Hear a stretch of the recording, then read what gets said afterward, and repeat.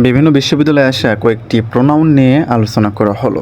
Number 1, the man dash house was burned. Who ব্যতীত who এর আরও দুইটা রূপ রয়েছে, হোম এবং হুস।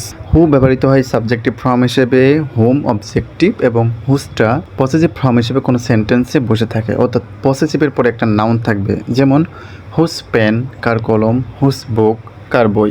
এখানে হাউসও একটি নাউন, অতএব এর পূর্বে হোম, হু কোনোটি হবে না, হবে হুস। পরবর্তীতে neither Rahim nor Karim has done dash homework.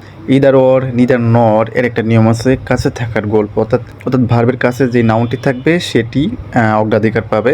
এখানে হ্যাজ ডানটি হলো ভার্ব, এর কাছে রয়েছে রহিম, অতএব রহিমের পসেসিভ ফর্ম হবে হিজ। অতএব এখানে neither Rahim nor Karim has done his homework.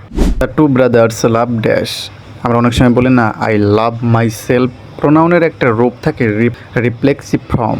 Two ব্রাদার্সের এখানে সাবজেক্টটা কী হবে? দে। তাহলে দে এর রিফ্লেক্সিভ ফর্মটা কি? দেমসেলভ হবে। অতএব এখানে উত্তর হবে the two brothers love themselves. এটা অনেকেই ভুল উত্তর দিয়েছো, সংশোধন করে নাও। She has a brother dash name is Karim. She has a brother, brother অবশ্যই সেল হবে এবং সেলের প্রোনাউন ফর্ম হবে his. His name is Karim. বুঝতে পেরেছো? One should do dash duty. ওয়ানের পসেসিভ ফর্ম হবে ওয়ান্স।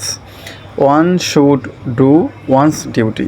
এগুলো কিন্তু বিভিন্ন বিশ্ববিদ্যালয়ে বিভিন্ন সময়ে আসা প্রশ্নগুলো আমি সলিউশন করার চেষ্টা করেছি। যদি ভালো লেগে থাকে তাহলে পাশে থাকার অনুরোধ জানাচ্ছি। ধন্যবাদ।